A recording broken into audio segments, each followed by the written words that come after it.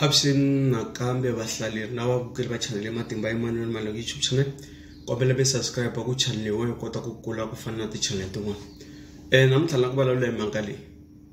Xana movha wa hloniphiwa or movha wa xiximiwa or movha emukwembi or hikereke or yini ndi kuti xilo lexi swa hloniphiwa vanhu va ka hina. Movha ya xiximiwa, movha ya hloniphiwa.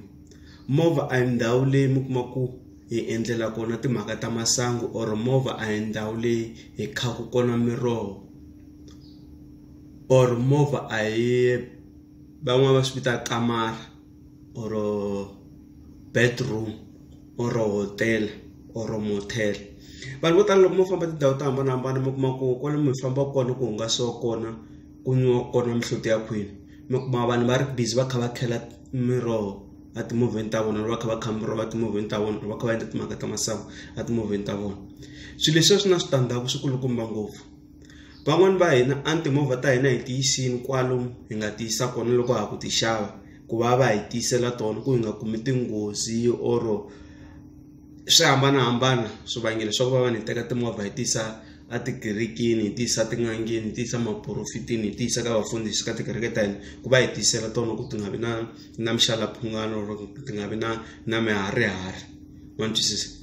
Se naswona swilo leswi hi nga boha hi swona timovha leti naswona swi lava xiximiwa. I fanele swi xixima ku fana loko i xixima bibele ya wena. I fanele swi xixima na loko i xixima loko i ya gandelweni ra wena. I fanele swi xixima na loko swi xixima loko i ya n'angeni ya wena. I fanele swi xixima na loko swi xixima loko i ya a ka vaprofita or ka vafundhisi va wena. Ma twisisa? Yi fanele i xixima movha ya wena. That's why mi kuma ku vanhu vo tala u kuma ku munhu lembe na lembe i tshama kha kuma tinghozi, movha i tshama kha yi onheka because munhu i teke movha leya yena a hi endla bedroom loko a ri ku hungaseni kwala ti hungasela kona kumbe a ti kumele mihlekisani a ku hayi ni nge yi le hi ku mani tala vona i nge ni endla timhaka ta mina na munhu wa mina kwala ndzeni ka movha. Ma twisisa? And then mi kuma ku mimirhi yo tala leyi nga tisa hi yona timovha nga boha hi yona timovha na yona yi lava ku xiximiwa ya nyamiri ya nyama. Ma twisisa? Hi fanele yi hlonipha na sweswi hi nga boha hi swona timovha hi fanele hi swi hlonipha. Se hi swi tshika leswi right through mi kuma ku loko ri kolomo kuma movha yi pake tlhelo ka patu ri pake nhoveni munhu a kha a kha miroho a movheni na munhu wa yena. Ma twisisa? A hi ni endla swilo sweswo kwalomu tihotela or ka ti-guest house or kwalomu hi swi endlela kona hi nga swi endleli endzeni ka timovha hi ku swilo leswi swi na makhombo makulukumba swinene. Vo tala va ta yima na mina va swi vona swilo leswi mi kuma ku n'wana i za a swi endla swilo leswi ivi movha ya yena yi endla miharihari ro endla something ivi swi n'wi tela miehleketo kambe movha ya mina ni yise ku va ni tisela ni fike ni endla timhaka ta masangu or ni khela timhaka ta masangu endzeni ka movha or ku kha miroho man so ku kha miroho movheni ya mina.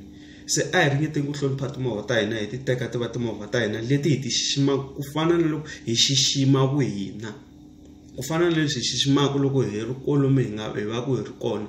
Movha i ya hloniphiwa, movha a hi mhaka yo endla timhaka loko swa movha wa wena swi famba kahle vutomi hinkwabyo. Timovha ta wena ti nga ti xava hambi xave 4 or 1 or yini i ta vona i ta tshama malembe na movha yaleyi yin'we kuma vanhu vo tala va ti vutisa loko movha ya wena yi famba kahle yi nga vi na problem hikuva yini ya yi tiyisa yi bohini yi sivela miringu and then wa yi hlonipha. Hlonipha movha wa wena ku fana na loko i hlonipha i teka kamara ya wena i nga nghenisi n'wansati wun'wana a kamareni ya wena or ka bed ya wena kumbe i nghenisa n'wanuna wun'wana a bedweni loyi wena na nuna wa wena mi tirha kona laha wena na nsati wa wena mi tirha kona. Ma twisisa? Ku na vanhu van'wana va ti hlonipha ti-bedroom ta vona hambi va kuma mihlekisano a nge n'wi kumi na siku na rin'we a kha a kha miroho kamareni i ya kolomo. Se na movha yi teki tani loko u kume mihlekisano ro endlini hambi ku ri munhu wa wena or nsati wa wena mi humini mi eka ti-honeymoon or kwihi mi kuma ma ti humesa mi ya ka ti-picnic yinini mi kuma ku kwala mvuvuvu ya pfuka mi nga pfuki na siku na rin'we mi endla timhaka ta masangu ka movha. Na khensa ku vulavula na ti-channel Matimba Emmanuel Maloko YouTube channel kombela mi subscribe ku channel yi kota ku kula ta na switsundzuxo swo tala swa vutomi ta.